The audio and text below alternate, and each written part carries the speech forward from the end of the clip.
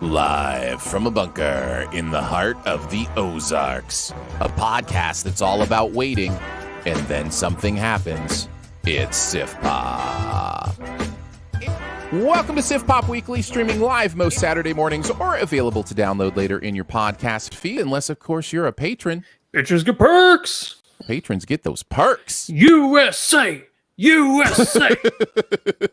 I'm your host. Susan's not going to get that reference. No, she hasn't seen that movie. I'm your host, Aaron Dicer, and just because I'm his elder doesn't mean he hasn't taught me a few things.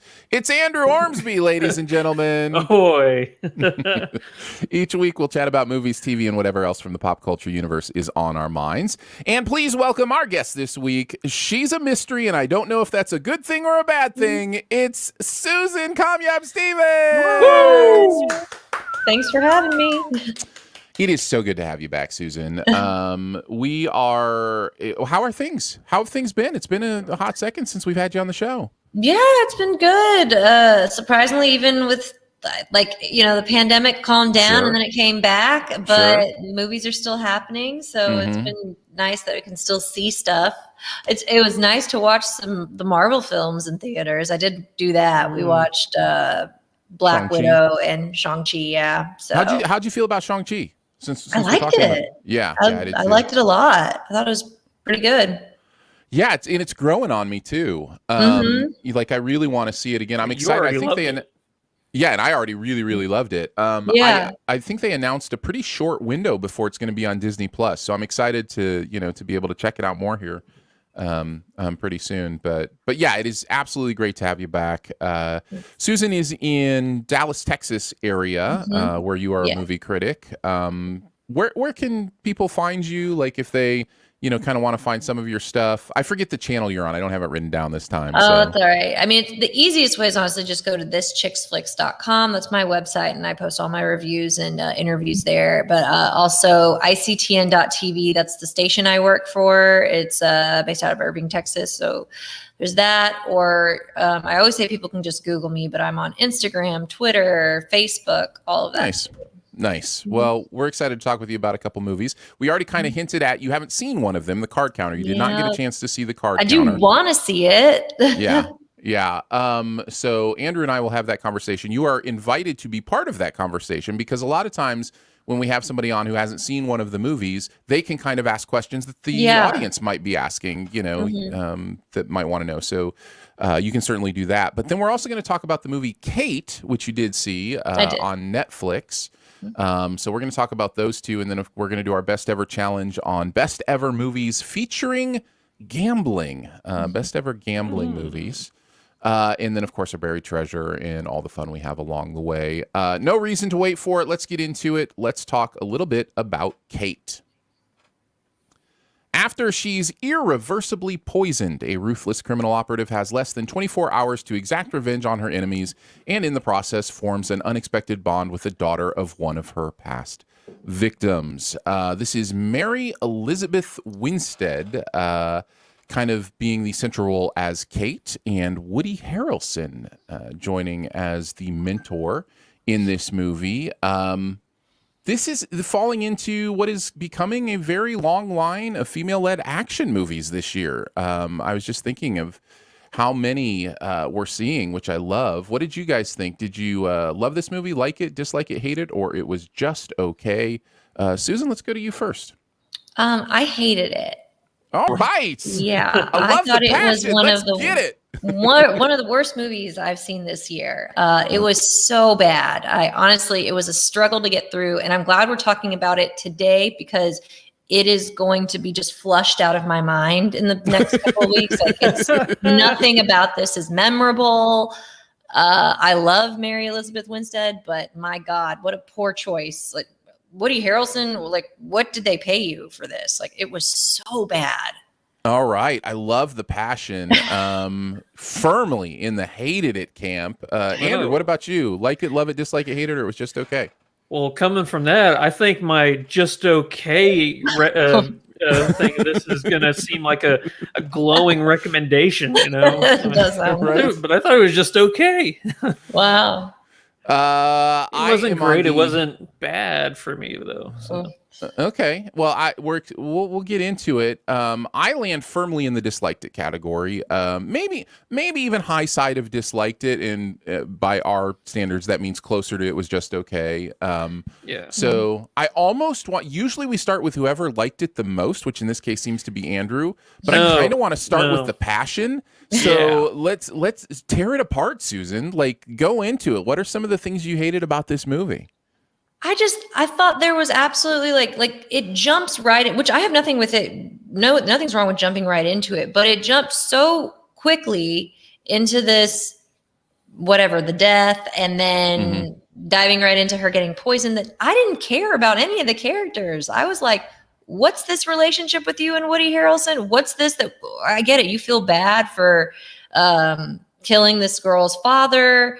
And it just felt like none of the relationships made sense to me. Like, I just didn't care. They made sense, but I just didn't care about them. And I really could not stand the relationship between Mary Elizabeth Winstead and the girl that she kidnapped. I honestly, I've always had a big pet peeve about when someone gets kidnapped and then the person that got kidnapped starts to be like, oh, you're so awesome. You're either they fall in love with that person or they become buddies. I'm just like Stockholm syndrome. Yeah, the Stockholm syndrome. I hate that. Unbeknownst I'm like, Stockholm syndrome. you kidnapped me. I hate you. Like, I don't think you're cool. And she like there's one line where she's like, oh, you're so pretty and like awesome. And I was like, how are you admiring her right now? Like, get the hell away. I wish I wouldn't trust anybody.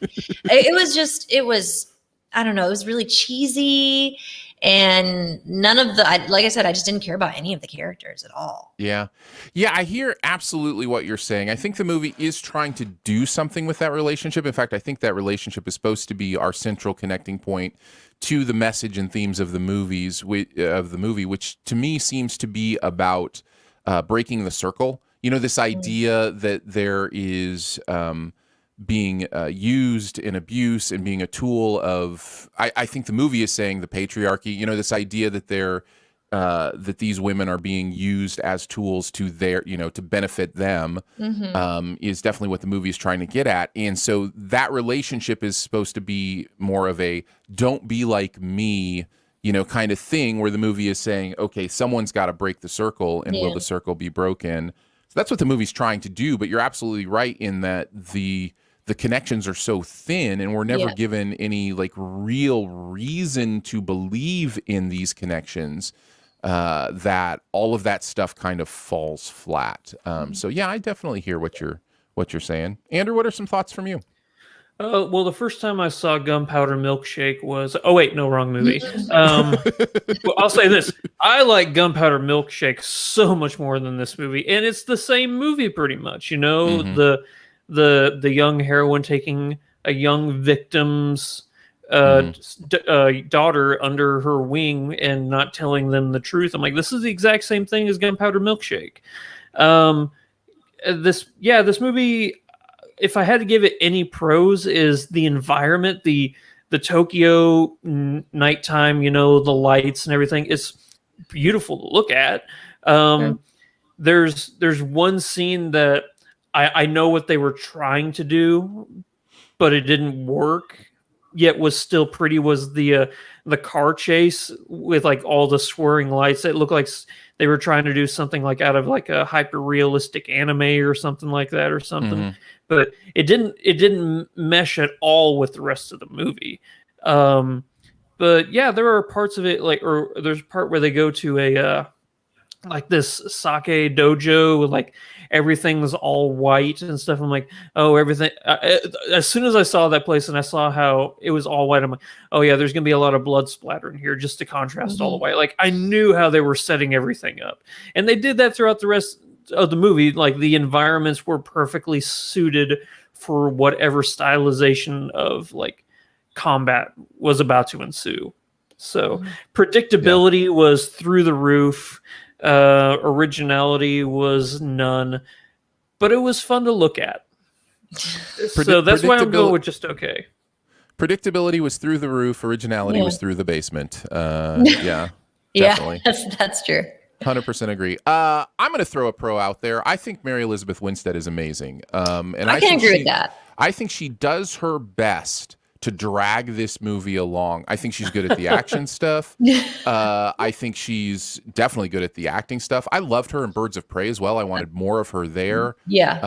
I think she's an incredible actor, and I'm excited to see what she does next. She cannot, by her own strength, make this movie good, but she does attempt to do it well. So I do think Mary Elizabeth Winstead is amazing in this. Can we call her Mew? M-E-W? Mew? Mew? Mew? Mew? She makes the movie tolerable. That's probably the best. Mew Mew brings the pew pew. That's that should have been the tagline for this movie. Yeah. I got a weird question because while I was watching this, were there scenes where they were trying to make her look Japanese or like it seemed like there were scenes where I was like, okay, yeah, they dyed her hair jet black and like they like I don't know if it was just the makeup or something like, but it just didn't look like it looked like they were trying to, make her blend in with like the Japanese people. And I didn't know if it was just a coincidental thing or if it was like an intentional thing. And it may just be something that I put in my own head. I don't know. Yeah, I will tell you, I didn't pick up on that at all. Me neither. But it certainly can be a transfer thing that happens just with the environment. Your brain kind of locks those things in. But I did not pick up on the movie doing that at all. And what you mentioned, the kind of the Tokyo setting being beautiful, and I agree with that. But it's beautiful in the same way, just like watching a 4K video of Tokyo on YouTube is beautiful. Like it wasn't like a creative kind of thing. In the same way that I love some of the music in this. Some of the Japanese pop music that they play in this is really fun, but it would also be fun on a Spotify playlist. It doesn't like serve the movie in like any real kind of way. Yeah. So it just reminded me of a video game most of the time. Yeah. We can talk about, speaking of video game, I mean, you talk about the action. It's fine. It's not shot terribly. It's not, it's not overcut to death. But I'm bored. I'm just kind of bored with this shoot 'em up. What kind of blood can you splatter? Where can you stick the sword through? Like, it just seems like we've seen it so much recently. It's kind of the John Wickification of movies right now. And I get it, but there's an originality to those John Wick movies with some of the ways they do the action that some of these movies that are trying to be that don't quite get to. And it's not a gender thing because honestly, Charlize does like some of the Charlize movies where she's Atomic Blonde is incredible. Like Atomic Blonde really gets some of that stuff. But yeah, it's weird to see even Gunpowder Milkshake, like all these movies trying to do this vengeance kind of story, and it's not like it's a new thing. It's been in cinema for a long time. It's been in cinema long enough that Kill Bill. It reminds me of Crank. The hero's gonna die because like there's a ticking clock on their life and stuff like that. So the entire movie is about extending that timeline in order for them to get revenge. Yeah, I was just saying that the vengeance cinema thing has been around long enough that when Quentin made Kill Bill, you know, he was bringing back something from, you know, way back in his past. You know, it's definitely been with us for a long time. I'm not saying it's new. I'm just saying we're kind of seeing a lot of it right now. And if it's not going to be original, it's just going to be boring to me. Same. That's the only, I mean, honestly, when John Wick did it, I would have guessed that would have been boring, but right out the bat, you care about John Wick and you care when that dog dies and you want him to kill every single person. Yeah. I mean, there's no better way to get somebody on your side than puppy death, you know? Yeah. True. It'll That's do what this it movie every is. time. That's the review of this movie from Andrew. Needed more puppy death. Needed more puppy death Oh, to God. drive the story. No, They'll put that on the poster. And then you got to put Susan's, you know, title underneath it, so Right? everybody knows Yes. it's her. That'll be Susan's pull quote for Yeah. this movie. It would be Needed more puppy death. Oh, Susan Kamyab Stevens. Anything else you guys want to talk about this movie? Before we kind of move on, I mean, there's plenty of other things we could say, but it really all does come down to a derivativeness that this movie has, story wise. The theme and message is decent. Obviously, it's something, you know, that can resonate, but the movie doesn't get. Well, I don't think that's it. This movie is pretty pro vengeance, it appears, but at the same time, the movie doesn't give it a chance to really resonate in any way that it should. Woody Harrelson is just cashing a paycheck here. He's fine. He's not, you know. He's barely making an effort in this film. Are you kidding me? The guy is like, yeah, sure. You want my name? He's the biggest name in the film, so he's like, sure. And oh my God, what so predictable. I mean, come on, his character right really off the bat, was. like you said, it was very derivative. I want to broaden with this question because, as we know, that Netflix is dropping a new movie every single week. Are we seeing more quality, are we seeing more quantity over quality here with like the scape of Netflix this year in particular? Well, there's a reason South Park made the joke. You know, when Netflix answers the phone, they answer it. You're this is greenlit. Netflix. You're greenlit. Because they're throwing. Their strategy has always been to throw spaghetti at the wall. That has always been Netflix's digital strategy. Yeah. So yeah. Well, it makes sense because they realize they can put crappy films and they do well, like that Princess whatever that did so well, that Christmas Princess. But you know what I mean? And they got 3 movies after that. Like that people never thought that movie would have been super. And then there was that weird sex movie, that 300 something days, whatever, where he like kidnapped the girl to make her fall in love with him. Terrible films, both bad movies, but they became like #1 on Netflix. So it just shows that if it's just available to you, I mean, people are probably going to watch Kate. Well, because why not? Yeah. I think overall, you're not going to hear a recommend from any of us on this one. I mean, even though there are plenty of movies like this, but better. Yeah, and even though you already have Netflix, there's no reason for you to fire this one up.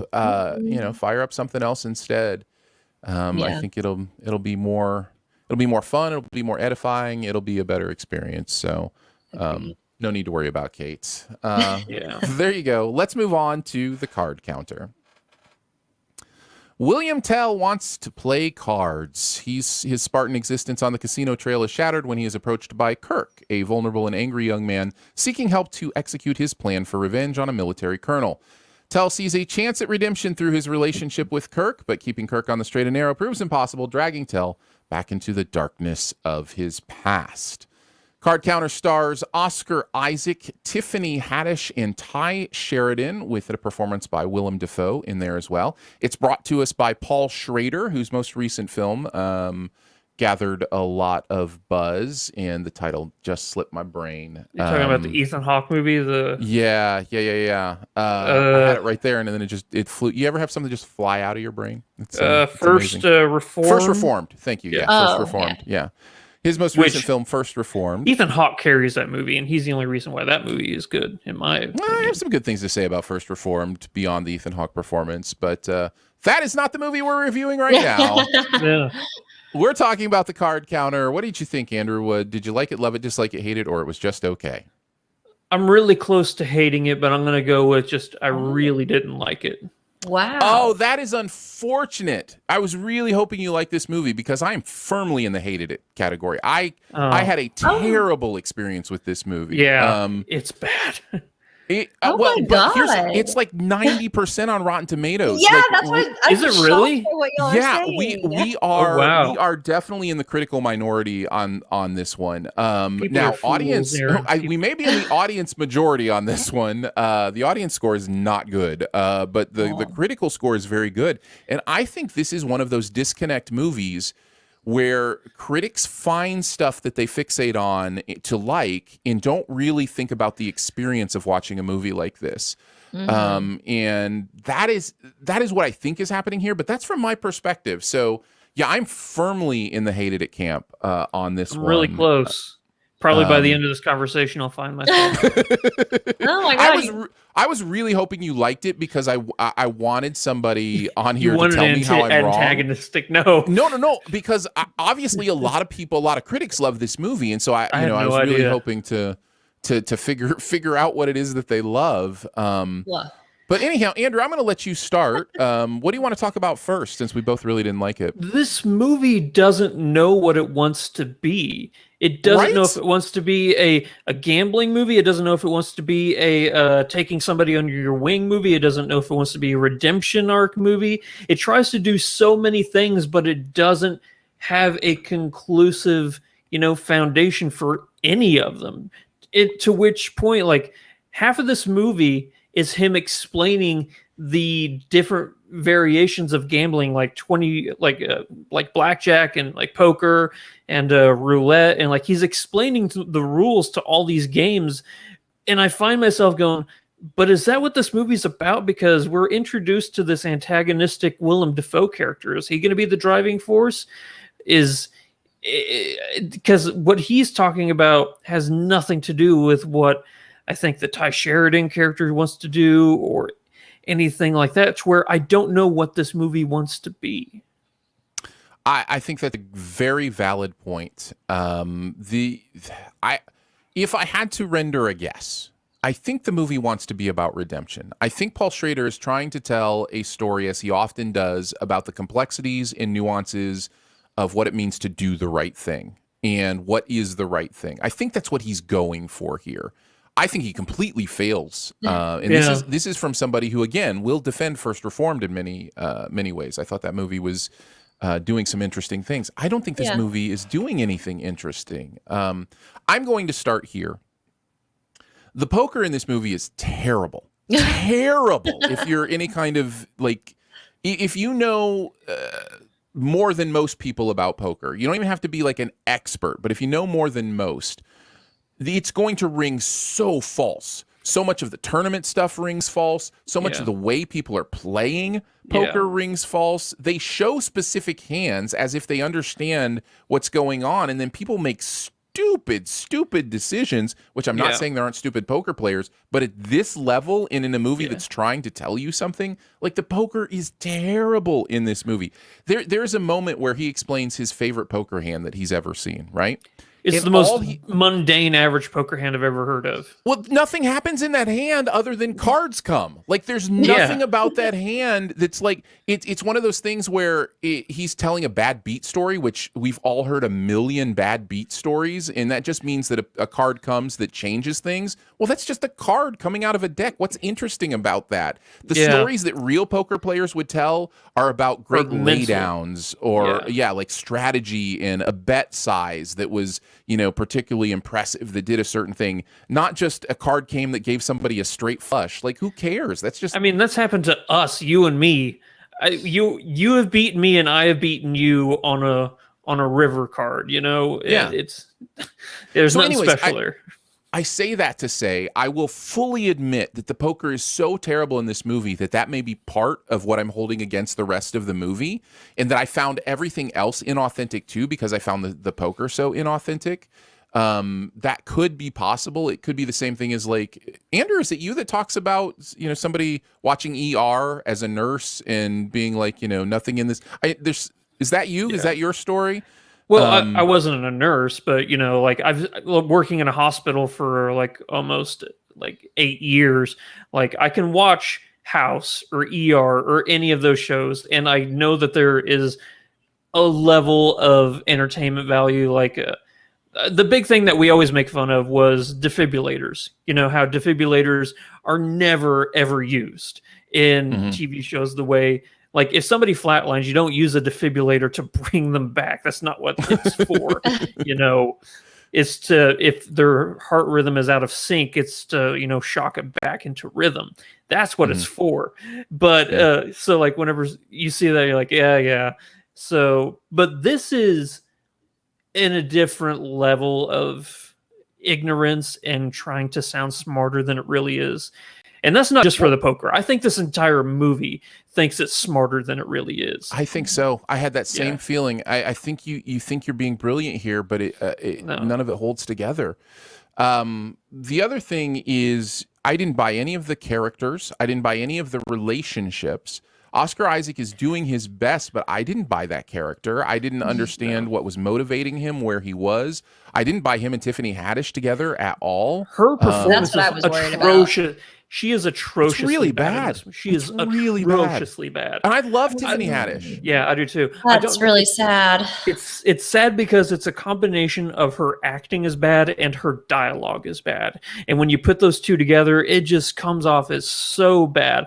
Her performance, like her mannerisms and her facial expressions, don't match what the dialogue is trying to portray. Like you can tell, because it's pretty basic dialogue, what, you know, the dialogue, the emotion is trying to emote from the actor, and she doesn't deliver on that, and it's cheesy dialogue, and it's just, she is unfortunately really bad.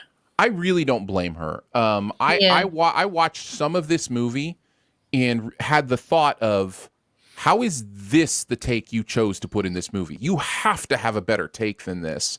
I really think a lot of this falls on Schrader. I think he wanted this kind of down kind of thing, and he did not play to her strengths. And I think she could be amazing in dramatic roles. I really do.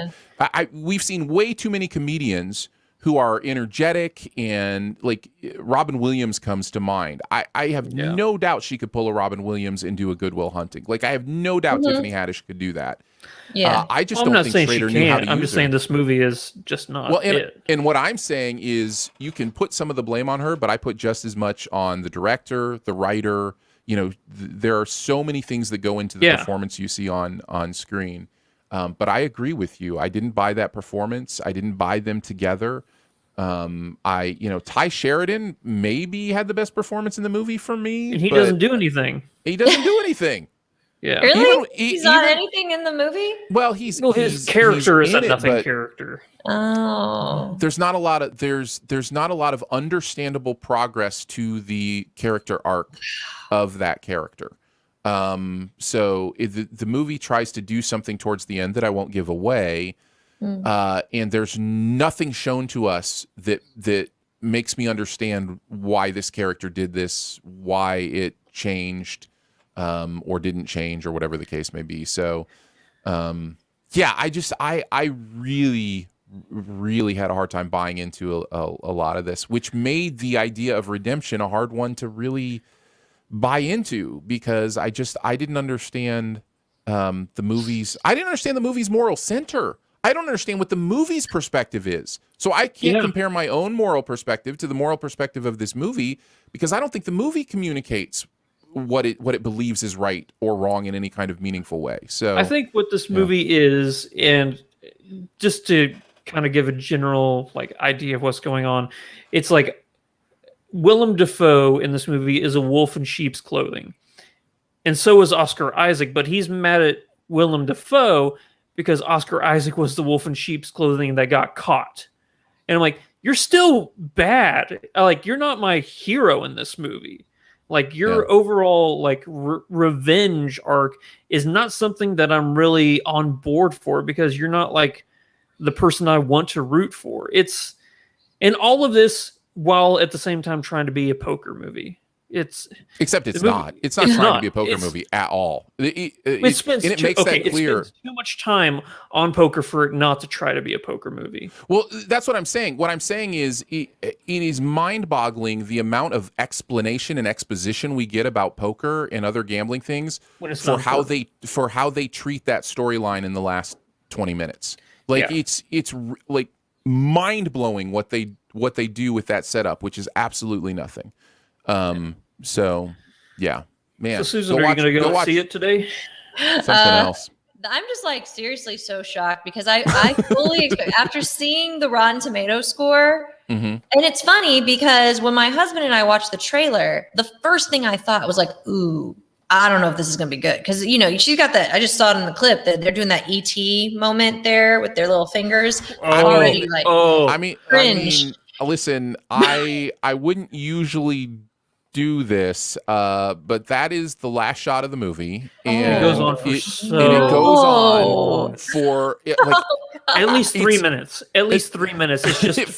feels like 3 minutes. I'm sure it's Yeah. like 30 seconds, but it feels like No, it's long. It's it's definitely just like, longer. what than are you 30 trying to make me that sounds feel right worse now? than What the is this? ending of what was that, Cherry with Tom Holland? Like Yeah. that was like one of Yeah. the worst endings in film last year. But yeah, I thought so. I was like, ooh, I did not think this was going to be good. So when I couldn't make the screening, I was like, it's probably whatever. It looks bad anyways. And then I saw this like high praise.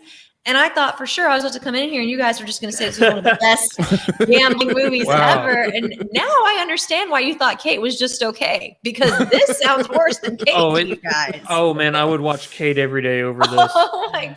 But Maybe it's if I saw Card Counter, I would have thought Kate was okay. 'Cause yeah, maybe that's it. I don't know. I hope you like it. I always wish for the best. I really hope you find something in it that we didn't, and let me know. But because I hate the feeling that I would give perspective to someone that would change their ability to enjoy something. If you have the ability Right. to enjoy it, enjoy it. That makes me happy. yeah. But I agree. but I did not. With our job, I always say if I hated a movie and someone's like, I liked it, I'm like, well, good. I'm glad you Excellent. liked it. Yeah. But this is what, you know, I always say don't judge a movie by its trailer, but that was already like my thought. So I'm sorry to probably confirm if some of that it's stuff. what I saw in the trailer, I think I might lean with Yeah. you guys. But I will watch it still because I will also say probably get a DVD. I had 2 couples in my screening walk out about halfway through. Oh wow. They were so bored. They just Yeah. that's my interpretation. But it was just like there's nothing going on here. There's nothing holding my interest, and they just left. How long is it? Yeah. About 2 plus. I mean, something. it felt over 2 hours, but I wouldn't be surprised if it was 90 minutes. It just felt that It way. is hour 50, Ugh. Yeah, so close to 2. yeah, about the hour mark. One of them left, and the other left about a little after that, if didn't I'm miss guessing anything. correctly. But What was the point, Aaron? And this is kind of getting into specifics, but what was the point of the? It wasn't walleye vision. It was like looking at 3D. You know, have you ever watched like a 3D movie without Okay. the glasses and it's like split down the middle? You know, like there's several we are shots in this movie, but okay, go ahead, Aaron. we are trending towards SIF spoil here, but I really don't want to talk No, about this I don't. movie more. So like I'm gonna go ahead and say some of this stuff, but it's very slight visual spoiler kind of stuff. But yes, there's some Abu Ghraib stuff that because this movie is, I think at the end of the day, is about redeeming for the way this soldier treated people during, post 9/11 and the interrogation. This is a terrorism movie. This is a movie about This does mistreatment. not sound like what this is. What No, is advertising at saying. all? Movie is If you so watch the confused. trailer, you would have no idea what this movie's about. You know what? I take that Clearly. back. Watching this movie, you would have no idea what this movie's about. You know. That's the whole point. But yeah, So it's anyways, like he so was a during guard at like Guantanamo and Abu Ghraib and stuff, like torturing POWs. So he's trying to redeem for his torturing of these prisoners of war. So anyway, during those scenes, he chooses a lens that is so wide that it starts to warp the edges, like top, bottom, and the side edges in a way that is like a funhouse mirror. Yeah. And this is obviously an intentional decision, I think, to show that his memory is, in this time, he's having a memory about this time that is just so messed up in his life that he's like warping it or whatever. But unfortunately for the movie, there is some unintended comedy here. When the characters stand, in the center of the frame, they look like they have tiny short legs. Yeah. And then, huge torsos. And it looks like a funhouse mirror. It's Willem Dafoe and Oscar Isaac having serious conversations looking like they're in a funhouse mirror. Like it is so like I heard the couple to my right who didn't walk out. I heard them giggling through this interrogation terrorism scene that is supposed to be doing dramatic work. And they're giggling because of how silly the characters look on screen. Like it's just... It's poor choices, throughout. And man, I was after First Reformed, I was like, Schrader's one to watch, both because he tells out there stories in interesting ways, and he has a knack for telling morality stories in a nuanced way. And this is the opposite of that. And it was so frustrating to go, oh, maybe he just got lucky with First Reformed in his later career, but I don't know. Well, it's like I said, whenever I watched First Reformed, I think the movie is okay, but Ethan Hawke is so good. He's what elevates. He is what elevates that entire movie for me. Now, I understand what Aaron is saying. Like, he likes the story and the moral conundrums that Ethan Hawke goes through in that movie, and that is only elevated by his performance, but I don't think the movie itself is all that interesting without Ethan Hawke. And I think that agree that it is. I liked it. Yeah. Well, but for me, like watching this movie now, this is what solidifies. I'm like, oh, okay. So without a good performance carrying the movie, then Schrader's movies just are not that great. So that's what I'm left feeling. I think Oscar Isaac's a great actor. I think one of his standout performances for me is Inside Llewyn Davis, which I think is a really underrated movie that people need to go back to. But here, I think everybody is handcuffed here. I don't know what he's doing here. They're handcuffed by the story, the material, the understanding of what's going on. I knew it wasn't going to be Rounders. I wasn't expecting Rounders. I wasn't expecting somebody who like really gets poker and it's a real true poker movie. But I wanted the poker to play a role. Like the whole point is he's a poker, like he's choosing to go play poker at tournaments. But it's not the whole point.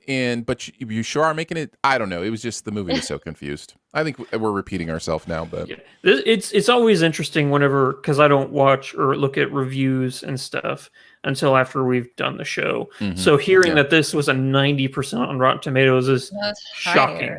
I expected it to be around maybe 30. Maybe 25-ish, somewhere around there. Oh, it did drop a little. It's 86 now, but still. Okay. Still, that's insane.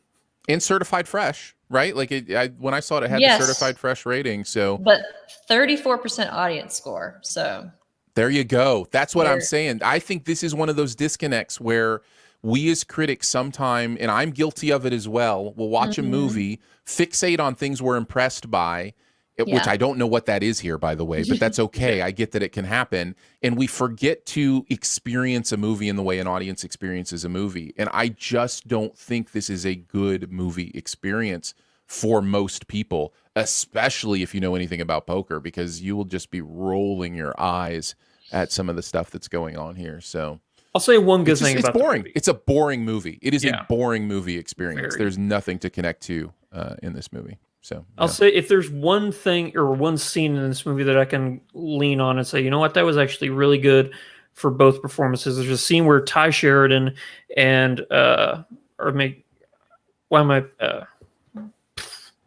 Isaac. Oscar Isaac, thank you. I don't know why I brain farted right there. I've been saying his name like 15 times. But there's a scene where Ty Sheridan and Oscar Isaac are in his motel room. And it's a really intense scene. Yes. And I would go, you know what? That would be the scene I would put my hat on and go, you know what? That was actually the intensity, because up until that point, I think it's one of those movies where everybody wants to give a melancholy, monotonic performance because they don't know what their character is supposed to be or what the intention of the movie is supposed to be. So they hope that subtlety in their performance and not really showing any kind of emotion will carry the movie until it's supposed to say what it's supposed to say. Yeah. But this is one of those movies where it doesn't say it. No, I'm glad you brought that up. I'm glad you brought that up, Andrew, because that is a scene. There's a speck of promise in that scene for a different movie that I might have enjoyed. Yeah. But That scene should have happened like 45 to 50 minutes earlier. I mean, it's not going to save anything in this movie, but you're not wrong. For me, I wish the movie had taken in the seats. I wish the movie had taken that scene as seriously as I wanted to. Like the movie didn't take that scene seriously. I mean, it's there for 5 to 10 minutes, and you think it's the most important moment of the movie, and the movie's like, nah. I'm just like, okay, whatever, movie, you do you. That's anyhow. I hope you love it, Susan. I hope you love it. I don't think I will, but this is, like I said, it's very interesting to hear y'all's take on it because not what I expected going into this. That's crazy. Andrew, I was hoping you could tell me what I missed, but we are on the exact same page. So Well, if I have hated seen it. I hated it. All right. There you go. Glad to have helped. One scene can't redeem it from getting out of hate. If you enjoyed the card counter, please let us know why. Please let us know why. Not in a silly, demeaning way, but seriously, I would like to hear the other side of this. I will probably go read through some of those many positive reviews and see if I can identify with what they're finding. But I haven't done that yet. But I would love to know, because we obviously are in the critical minority, but it does appear in the audience majority on this one. This just kind of seems one of those deep divides between critics and audiences that happen on some movies. And a reminder to me as a movie critic to see movies through the audience's eyes the best that I can, despite my own inclinations sometimes. So yeah. There you go. That's the card counter. Big recommend for me. Definitely want to go see this one. Definitely worth your hard-earned money. I've already bought my second viewing ticket. Yeah. Yep. Heading there again tonight. Just to sit through this movie. No, that is not true. I do not recommend checking this out. No need. Yeah. I literally can't think of the person other than like a huge Paul Schrader fan that just digs his style. That's the only person I can think I'd be like, okay, well, go check it out. Other than that, you can miss it. Yeah. In my opinion. Before we move on to the best ever challenge, just want to thank our Sif Pop members for hanging out with us and supporting what goes on here at the podcast as well as at the website. We are still doing weekly reviews and best ever challenge articles at sifpop.com. You should check that out. And there's lots of little fun perks if you are a Sif Pop member. So go check out patreon.com/siftpop. One of those perks at a certain level is a weekly bonus podcast. This week, we all told our gambling stories and just kind of different times when we have gambled and what happened. So, and I will just say Andrew's story was the best story. So you're definitely going to want to check that one out. Yeah. Patreon.com/siftpop. We appreciate you as a Sif Pop member. If you've never checked it out, thanks for even just going and looking. That's at patreon.com/siftpop. All right, the best ever challenge, best ever movies featuring gambling. Let's do this. We'll go number 5 to number 1. As always, if you have something ranked higher, you can trump it, and we'll wait to talk about it till its highest ranking. We'll start at number 5. Andrew, what do you got for your number 5 best ever movie featuring gambling? I'm going to go with a Martin Campbell movie. It's a little known movie called Casino Royale. Yeah, if you haven't heard of this, it's about this character named James Bond. And this was, the beginning of the Daniel Craig era. And it was such an amazing introduction to this new style of Bond. Because coming off of Pierce Brosnan and Roger Moore before him, James Bond was always the debonair, smooth talking action hero that never got hurt. He was always crisp and clean at the end of every single one of those movies. He could have been in like 15 different explosions, but that tuxedo didn't have a scuff on it. This one, Daniel Craig gets the crap beat out of him. It's a much more grounded, realistic, it's you find out it's a lot more entertaining when you find out that your main hero is mortal and that they can be hurt, because the sense of danger and dread is elevated. That's why I don't like Superman, because he can't get hurt. But I think that in this one, Daniel Craig, not only is he physically getting harmed constantly, mentally he's going through a lot of stuff in this movie too, and it's really interesting to see a vulnerable and intimidated in some moments James Bond. Going specifically for the gambling, I think this is like some of the most fun gambling to watch out of any movie on my list, just because the stakes beyond the poker event are so high that the actual gambling itself just elevates that to a new level. I think that Mads Mikkelsen as Le Chiffre is such an amazing. He's like one of my favorite Bond villains. He's so good. Everybody in this movie is great. Eva Green, Judi Dench, Daniel Craig. It's a great movie. I love it.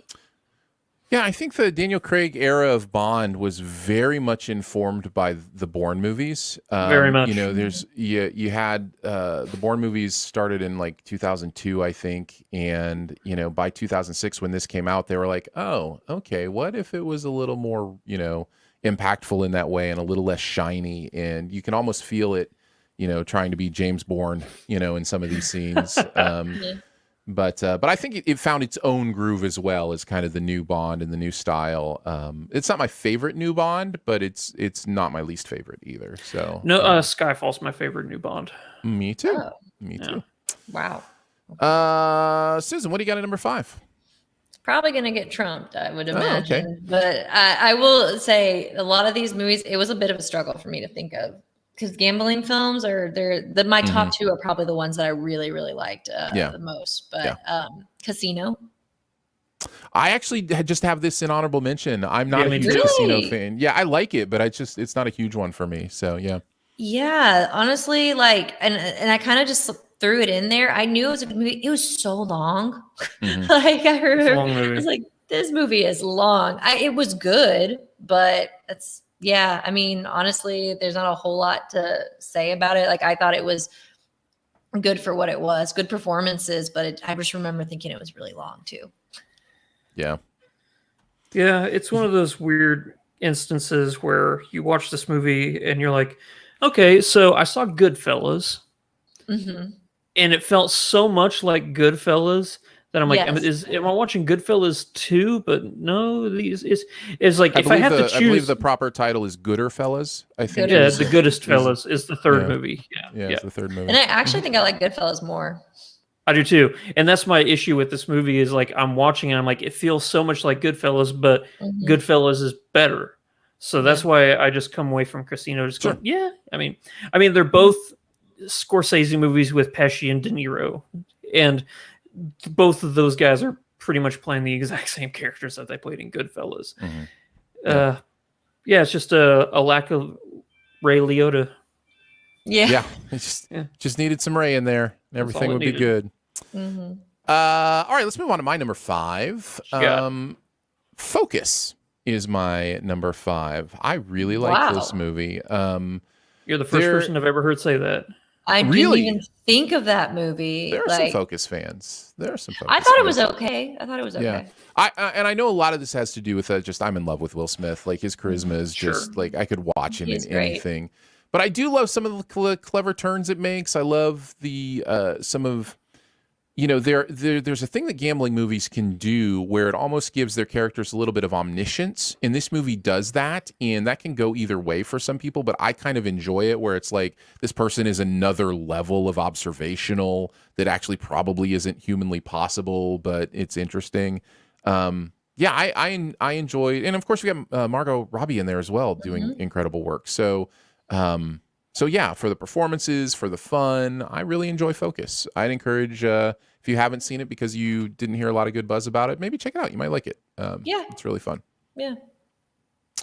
So that's my number 5. Andrew, what is your number 4?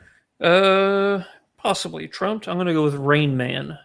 Yeah, I'll trump that one. Yeah. I didn't even think about that. Oh, I should have put that in my list. I love that movie. Damn. Yeah, there's a bunch of movies that are subtly about gambling that you forget because you're thinking of movies that are just pure poker or pure Rain gambling. Man's not about gambling; it's about toothpicks. That's what Yeah. I mean. Man. That might have that been my would- number one, to be honest. I Yeah. love that movie so much, but So yeah. good. Well, we'll Mhm. talk about it here in a bit. I do have it a little bit higher than number 4. So, Susan, what is your number 4? I think mine's gonna get trumped now. Rounders. Yeah, I'm going to trump that one Yeah. as well. Yeah. So, all right. I guess that means it's my number 4.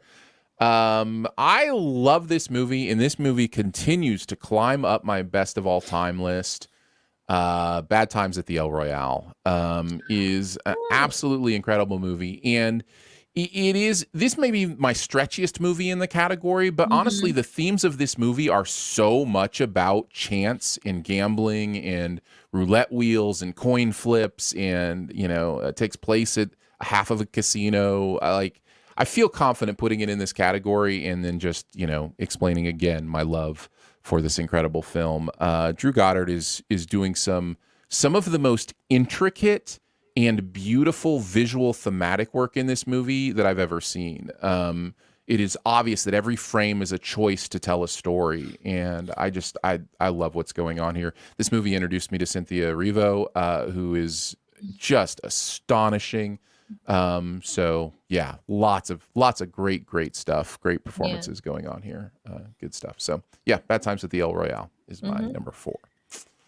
It's good stuff. I like the movie. I didn't even think about it as a gambling movie, but yeah, it is. Yeah, like I said, it's a little stretchy, but I think it works. Andrew, what do you got at number 3? So I accidentally skipped my my number 4 and I put Rain Man in my number 4 when it should have been my number 3. But this movie's going to get trumped by you anyway, just Ocean's 11. So. Oh, yes. Trump. I'm definitely trumping that one too. So Yeah. What about you, Susan? What is your number 3? I said Molly's Game. That was another Nice. Yeah. And that was another one that was kind of tough, but I thinking back, I did really enjoy the story because I know it's based on a true story, and I think the thing that fascinated me the most was Michael Cera's character is supposed to be based on Tobey Maguire, if I'm correct, right? Yeah, I think that is what people assume. The general consensus, yeah. Right. Wow, what a jerk. Because it really did shake my thought of him. I still, I actually people like can the Tobey change. Maguire People can Spider-Man. change. We can give them a little bit of chance, but yeah. But mostly, I am a huge fan of Jessica Chastain. I think she is an incredible actress who should have already won an Oscar by now, if you ask me. And she is a powerhouse in this film, and that's really what made me pick this. Is just her performance is incredible, and it's an interesting story. Yeah, people kind of see it as lesser Sorkin, but he's so smart and so good. I enjoy a lot about this movie. I think it's a little wieldy at times. It tries to do a little too much at times, but I really dig it. I really dig it quite a bit. So, and the poker is good. Yeah, It is. Yeah, I think it was pretty good poker. Yeah. There are only a few actors that I can think of that can pull off what Jessica Chastain does in this movie. And it's a character, whenever you see them walk into a room, they are the ones that command presence and attention. Whenever the big one that comes to my mind for this is Sean Connery in Hunt for Red October. Whenever he is the one talking, everybody's listening. In this movie, whenever Jessica Chastain walks in, everybody turns their head and looks at her. Not just because she's gorgeous, but because she just has that presence about her that's like, ooh, she is the head honcho. She says goes in this room. And that's really what's fascinating about this movie. I love it. It's a really good call. Dynamic there. Yeah, that's a good call. It's definitely in my honorable mentions. So I'm glad we're talking about it. So that's my number 3 then. Yep. This is where I had Rain Man, which is where it would have landed for you as well, Andrew, if you had done that. So and we'd probably being trumped by Susan if she had thought of it. If I had thought about it, I think it would have been. It would have been 1 or 2. I don't know which place now. Maybe it would have been number 2. But I'm how not great sure. is this movie? Like I'm saying. It's really, really good, and there is an uncomfortability in modern movie making that I completely understand as we deal with disabled performances and, you know, those kind of things. But I think there is a sensitive and positive way to do it. And I think Hoffman is doing that here. I think Tom Cruise is doing something we don't really see him do much anymore, which is kind of just a straightforward, you know, performance. And he's so good. Should have gotten more acting attention for his performance in this movie than Hoffman even did. I'll push back on that. He's incredible in this. I just think that people hate on Tom Cruise though. Like I think he's such a talented actor. I'm a big fan of Tom Cruise, and they do not give him enough credit in general. Like this is one of his best performances, hands down. I actually I probably agree with Andrew. I think Hoffman is sure. Yeah. But listen, I'm just trying to get the clicks. I'm just trying to get the clicks. I'm just trying to throw a hot take out there, and you're getting them. There you go. No, the whole I totally agree that I think that Tom Cruise's performance and his character in this movie are underappreciated, because being as unlikable as this character is in the beginning, where he's like, oh, you just found out you have a brother who is mentally disabled, but you find out he has savantism. How can I exploit that? Is like something that goes, oh, that doesn't make me feel good. Yeah. But you just like, and you think to yourself, how can somebody come back from such a horrible like mentality? But by the end of this movie, these two together, you just love so much. So great writing, great performances, great movie. Yeah. Agreed. Yep. That's Rain Man, my number 3. So on to our number 2s, I believe. Yep. What do you have at number 2, Andrew? I'm gonna go with Snatch. Yeah, I knew you'd have this pretty high. Yeah. Oh God, I love this movie. I'll say this just in case it might be on somebody else's list, but Lock, Stock was like my number 6, so it was really close. But I actually wondered which of these, if Snatch or Lock, Stock would be in your top 5. I assumed it would be Snatch, but yeah. Yeah. Whenever it comes to those two, like these are like some of my favorite Guy Ritchie films. But Snatch, I think that it just has the perfect, charcuterie board of characters. You got nice. weird Brad Pitt playing this gypsy boxer. And then, of course, just everybody else in this movie is just perfect. Jason Statham is hilarious in this movie. Vinnie Jones. There's so many amazing performances and characters and memorable moments that, for as insanely British as this movie is, like unabashedly, unapologetically British this movie is, it's still not as bad as Lock, Stock. You can still understand what's going on your first go around with Snatch. You might have to watch Lock, Stock a couple of times to fully even just understand not only the thick accents, but actually, the dialect and stuff like that, like the words that they use for an American audience can be a little bit tricky. But I think that there's no way I'm watching this movie without subtitles. Without subtitles, yeah. Especially with Brad Pitt. Yeah, especially with Brad Pitt. Movies with subtitles. Yeah, sure. Totally. Yeah. But I think that Snatch from beginning to end is a much more cohesive and entertaining movie. Yet I love them both. All right. What's your number 2, Susan? I picked The Hangover. Good choice. Nice. Good choice. In my honorable mentions. That was one that I remember when I went into the movie theater to watch, I had the lowest of expectations because I thought this was going to be such a bad movie. I hate the second and third. Don't like those. As they don't even exist. Aaron's like, good job. Yeah, well but done. the first one is so good. There's like an originality to it that you didn't expect, and it's hilarious. It's just so funny. And normally I don't really like those, you go on a journey and everything goes wrong until it finally goes right at the end. I think that formula is probably one of the most lazy formulas in my opinion. But it can be if you don't make it original. This one, I think it had a lot of stuff in between it that made it original, and so many great one-liners. Although I will say it makes me cringe thinking of a word that was a quote that Zach Galifianakis said. That I don't even want to say it. At the time in college, we said it all the time because it was like you could, but now I don't think they would say that word anymore. Yeah, no, it's again, it's another one of those examples of how comedy changes, and I think it's totally fine for culture and society to mature and understand how Hmm. certain words, are hurtful just Yeah. by being said because of how they've been used against people. And so yeah, so you go back and watch something, and yeah, there's that cringe factor, that not aging well factor, and comedy is going to be where you see it the most, I think, because comedy is where you push those lines and you push Yeah. those boundaries and you say shocking things. Characters say shocking things to be funny because there is shock comedy is a thing. And so, yeah, no, I totally understand what you're saying. Yeah. Yeah. But all in all, good story and funny movie.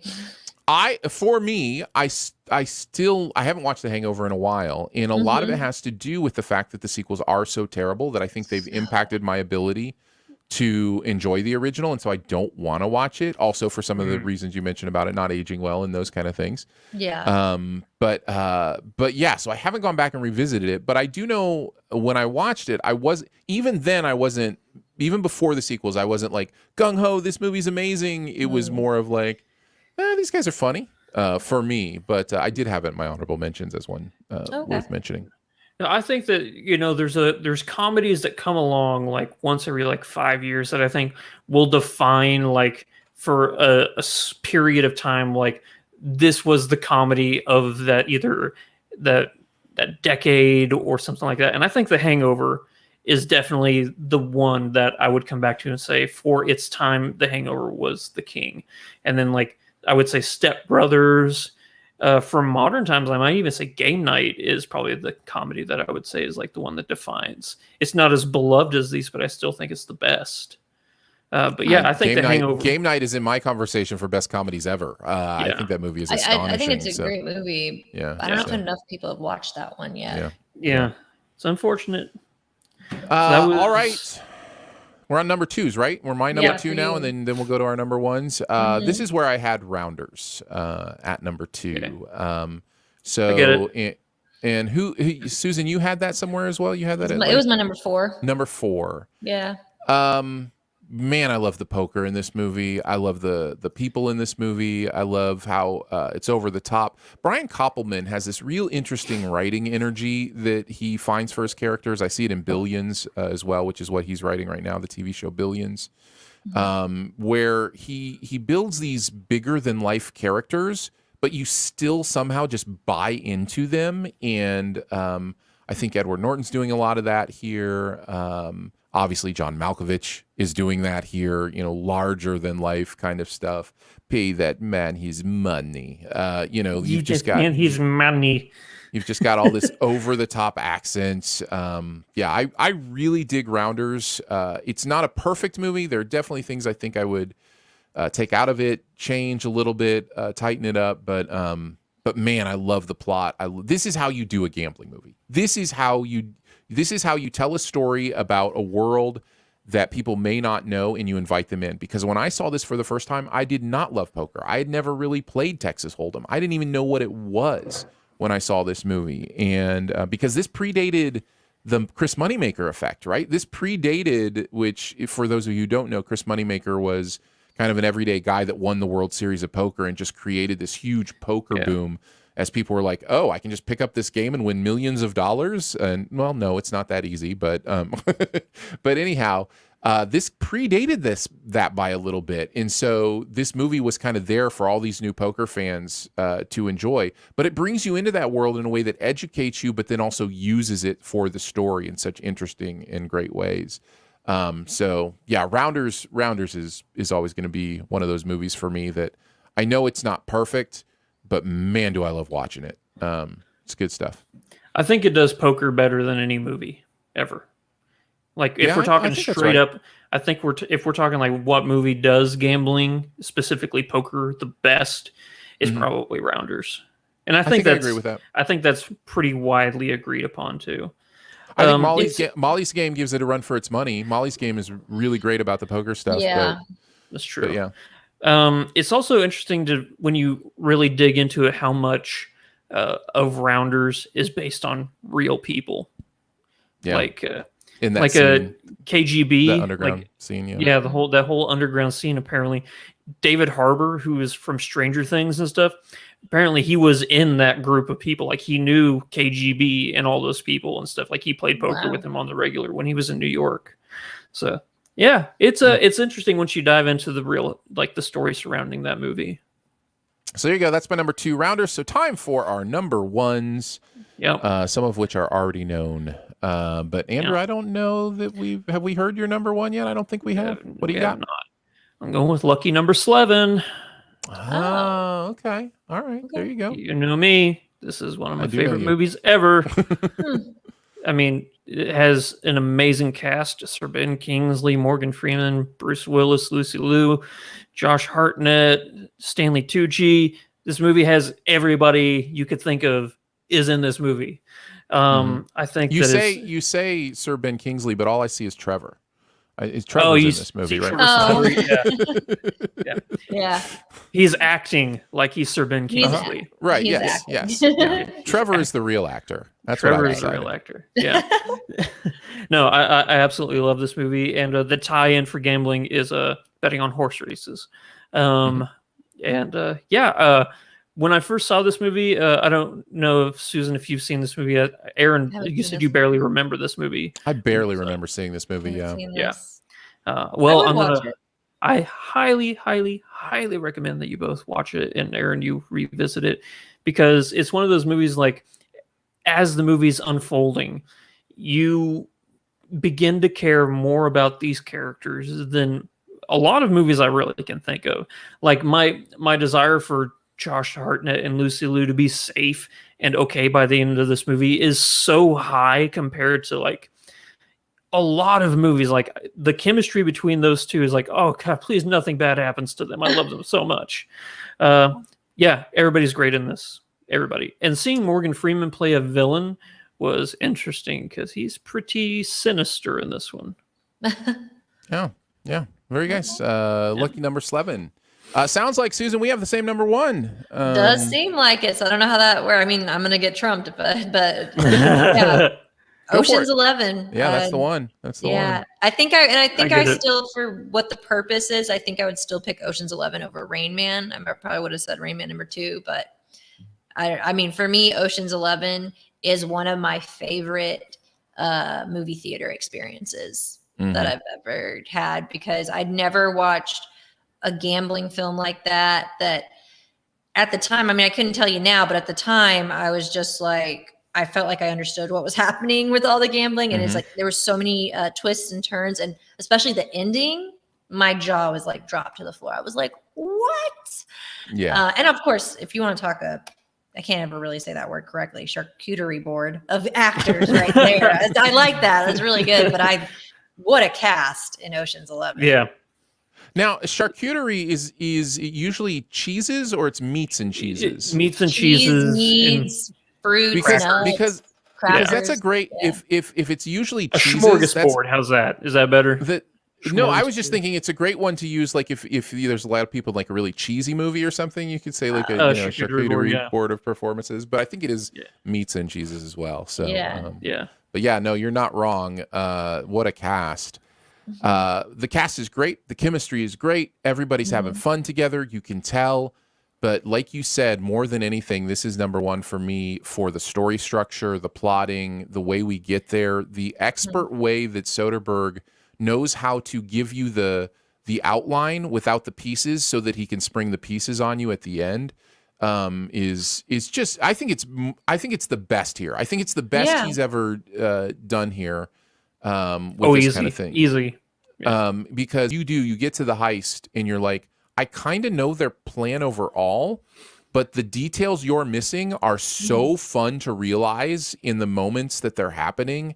It's brilliant. It's just like endorphin kick after endorphin kick after endorphin kick. And you know, it takes you on a ride the whole time. Yeah. It literally feels like a ride. Yeah, totally. I very, very fond of this movie. Love Ocean's 11. I actually think that, not to contradict you, Aaron, but I think that Soderbergh does such a good job of technically giving you all the pieces to the puzzle as to how the heist is going to unfold, but he does it in a way to where you don't realize like what you're being shown or what's in the background or any of that stuff is actually just as vitally important to, like, if you're not focused, you could technically know how the heist should unfold by like all the stuff you're seeing before it actually takes place. And it's only after you see how the heist comes to fruition that you're like, oh, so that thing in the back, that was, yeah, I should have known. And it's one of those movies that really rewards, I guess is a better way to say it, rewards people who are hyper focused and paying attention to stuff. Like, okay, I saw how that one was going to go, which was nobody in this one. I think we're pretty much saying the same thing. You know, there's this expert technique that he does where he presents it to you, but kind of shades it or hides it from you in a way that you get to really truly experience it as it's happening. Yeah. And there are some reveals that are more hidden than others, but for the most part, you're not wrong. You know, there's a way, you know, to watch this a second time and go, oh, I didn't see that the first time I watched it. It's, you know, so yeah. I think all that stuff is brilliant. Have you seen the original one with the Rat Pack?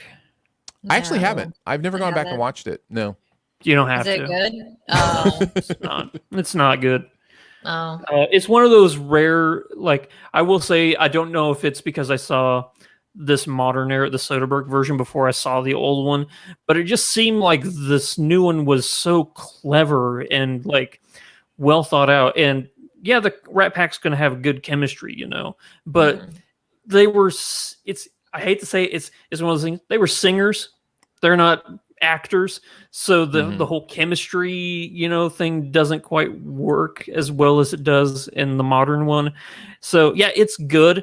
But if you're comparing it to this new one, it's no competition. The modern version, I say modern, when did it come out? 2001? Yeah, 2001 is leagues ahead of the 60s version. Nice. Well, there you go. There's our best ever gambling movies. Honorable mentions. I have a couple. Susan, did you have any honorable mentions? I mean, I'll just say Rain Man because I forgot it. Yeah, sure. Andrew, did you have any? Just one that we haven't mentioned. I'll go with Uncut Gems. Yeah, it's good that somebody mentioned that. I didn't really enjoy that movie. I love that movie. Yeah. We got a whole spectrum here. Me loving it, Aaron thinks it's okay, and Susan hates it.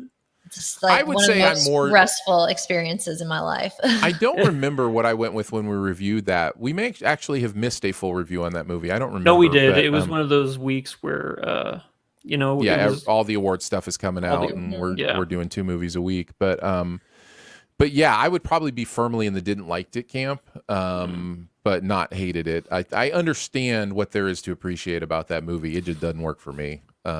So yeah. Anyhow, I would also mention Ocean's 8 is better than I think people give it credit for. I understand all the complaints with it, but there are certainly some enjoyable things there. The movie 21 is actually pretty good. If you haven't seen it, it's been so long. I saw it when it came out in theaters, and I haven't seen it since. I think it's all right. And then a couple I wanted to mention because they are related. California Split is a 70s movie that is with, really kind of... What's his name? Sure, go ahead. You can get there. Nope, I'm going to have to look it up.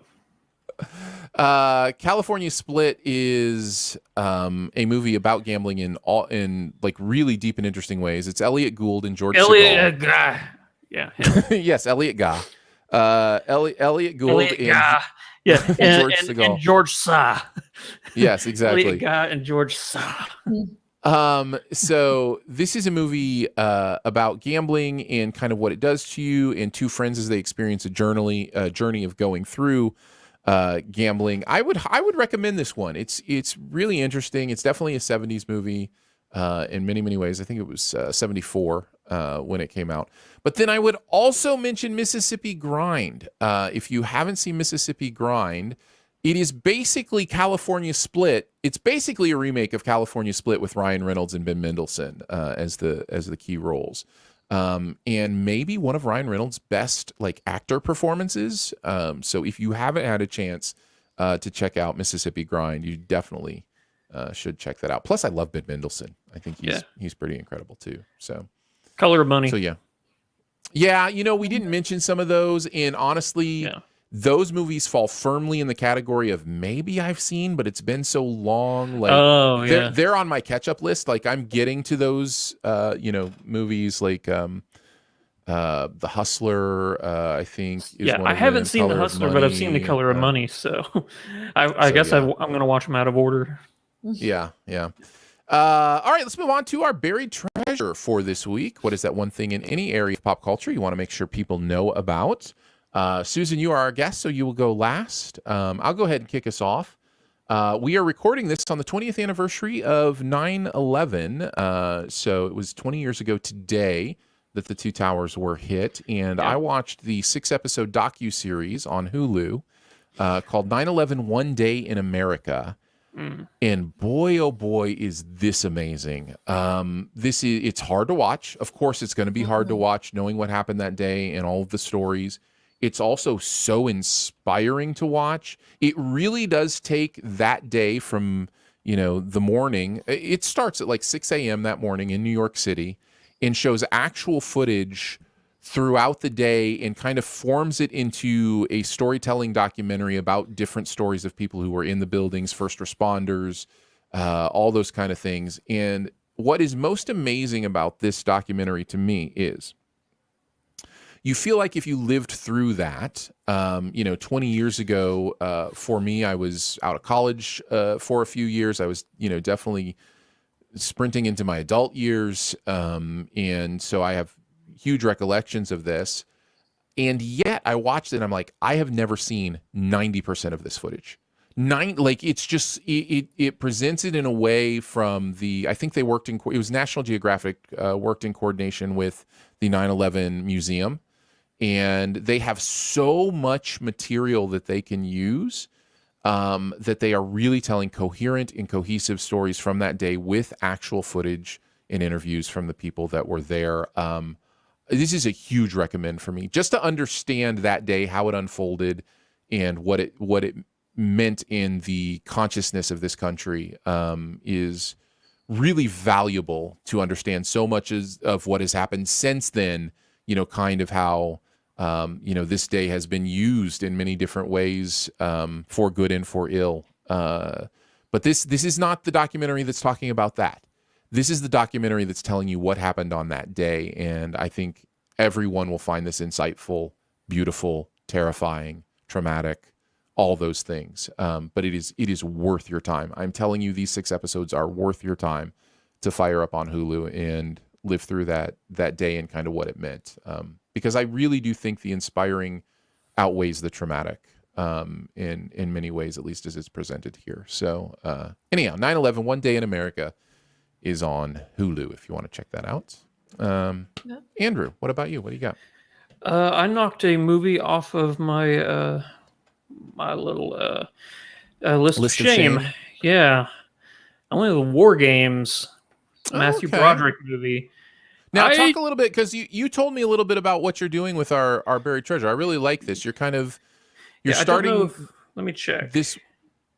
I was going to start next week. Okay, so yes, War Games came out in '83, so I was 3 years from being born. All right, but starting next week, Andrew is going to, for his buried treasure, knock off a list of shame movie from each year of his life. So he'll start with the year he was born, and then kind of go through from so 86 all the way up. Yeah. But this was just one just to get me, a little taste off of the cheese on the charcuterie board, as it were. No, I'd known all of the the pop cultural references that this movie makes. Shall we play a game? The Whopper, tic-tac-toe, stuff like that. Like, I knew all of those things, but having a full understanding of what this movie is saying and what this movie was saying at the time is incredible. This movie, I don't know when the last time you saw it, Aaron, was. It's been a while. It's probably been since the early 90s since I've revisited this. I don't know if you remember how this movie starts with the two guys in the nuclear bunker, and they have to follow the protocol, to arm the nuke, and one of them has to point a gun at the other one, saying, "You have to follow orders. You have to follow orders." And I'm like, "This is how this movie's starting. This is not the movie that I expected. I expected it to be Matthew Broderick accidentally hacks into a computer, and it's a sentient computer that wants to play games of war. What I got was something completely different, which had much larger ramifications. And then it all culminates in it's an interesting game. The only way to win is to not play at all. And this movie says so much more than I ever expected it to. I am pleasantly surprised with how great this movie was. And I am so glad that I watched it. Plus, Good. Ali Sheedy is, everybody's got to love Ali Sheedy. So I do love her. Yeah. Yep.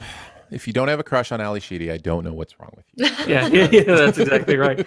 So, yep, there we go. Yeah, War Games. I remember, my memory is that this movie is often silly, like with its understanding of AI and different things. Like there's some silliness to this, but at the end of the day, it is saying something big and important, and finds an interesting and compelling way to do it. So I should revisit War Games. I really should, because it has been a long time since I've seen it, for sure. That brings us to you, Susan. What is your buried treasure? Well, I don't know if you guys have already watched this series, and I mean, it does pretty well on Netflix, but one of my favorite shows on Netflix is Mindy Kaling's Never Have I Ever. I've never watched it, no. Oh my God, it's so good. I do love Mindy Kaling, though. Yeah.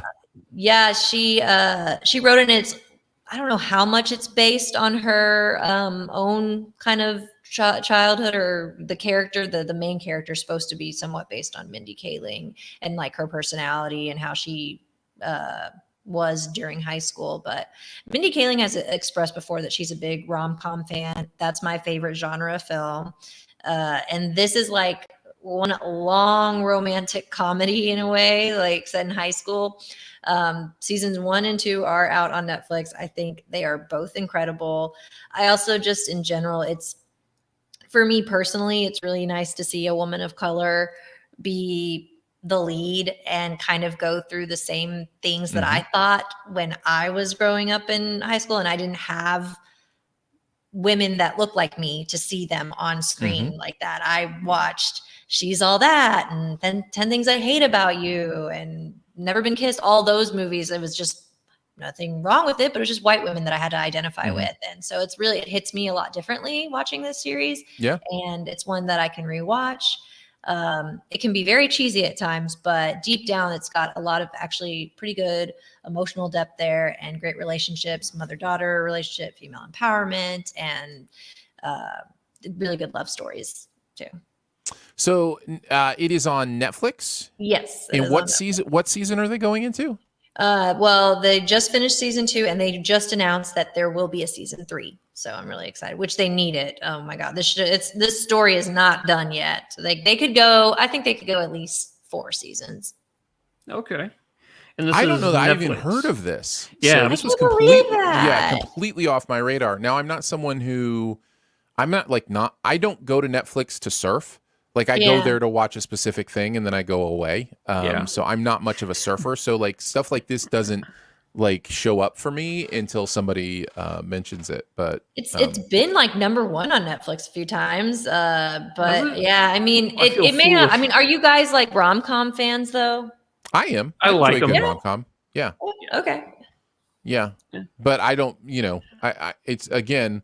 Like, I don't even know what's #1 on Netflix. Like, I don't see that list. I just go, if the movie I'm looking for isn't there, I search for the movie I'm looking for and go watch. Like, you don't search like a genre or anything. I try not to let algorithms run my life because they will. You don't listen to what they recommend for you. You're like, no. No. I'm just like the algorithms Aaron's will try defiant. to run my life. I am defiant. But whenever somebody does recommend a show, I always check it out. So I just added it to my list. Well, good. I hope you like it. So, yeah, next time you're on, I'll have to let you know what I thought. Please do. Well, that is Never Have I Ever on Netflix. A couple seasons there for you. War Games, which I just looked up. You can stream on Tubi or Canopy if you have. I watched it on YouTube for free. I don't know if you have to be I don't know if you have to be a YouTube like premium member, like for their like free movies and stuff like that. But that's how I watched it. Okay, so Andrew found it for free on YouTube. And 9/11 One Day in America is on Hulu, 6 episodes. Yeah. Well, we did it, guys. We did a podcast. We set out to cast some pods, and they have been casted so expertly that we all deserve a pat on the back. Thank you so much for joining us today. Sif Pop is part of the Studio DNA Podcast Network. You can find out more about other shows on the network at studiodna.media or by searching Studio DNA in your podcast player. Huge thanks to Andrew for hanging out again today. Thank you, buddy. Big thanks to Phil for producing the audio and video show. Thanks, Phil. Thank you. Thanks to Drew for putting together some visuals, some art for the show. Woo! And thank you to Susan Kamyab Stevens for hanging out with us again. It is always great to have you on the show. Again, tell people where they can find you in your amazing work. Well, thank you. Thischicksflix.com, on Twitter at thischicksflix, and ICTN.tv, or like I said, you can Google me and find me. I'm on Instagram thischicksflix.com, both With chicks X's. and flicks end in an X. So thischicksflix.com if you want to check out more of Susan's stuff. Thank you to our Sif Pop members for giving monthly to make Sif Pop a real thing. Support starts at $3 a month, and you can find out the different levels of access, including levels that have bonus episodes every week and some that have monthly video hangouts, all sorts of fun stuff going on there. You can find out more at patreon.com/siftpop. Lots of ways to connect with us. Feel free to leave a comment, a rating, or a review at Apple Podcasts, or email us at feedback@siftpop.com. And finally, if you're having a good time, your movie-loving friends will probably like it too, so let them know about it and that listening is much easier than doing, well, anything with severe radiation poisoning. We will be back next week with The Eyes of Tammy Faye, probably, and Cry Macho are probably the two movies for next week, and we will see you then. Because of Clint Eastwood, yeah. All right. Thank you to our video hanger outers hanging out with us on a Saturday morning. I saw the one Heath Bar hanging out in there. Said I started 9/11 one day in America. Haven't finished it yet. It's very powerful. It's brought me to tears a lot. Hope to finish it this weekend. Don't be scared of your emotions, people. They're okay. You can process your emotions in healthy ways, like watching this. And Mark RG I saw in there, and several others as well. So thank you guys for hanging out with us on the video. We will be back next Saturday.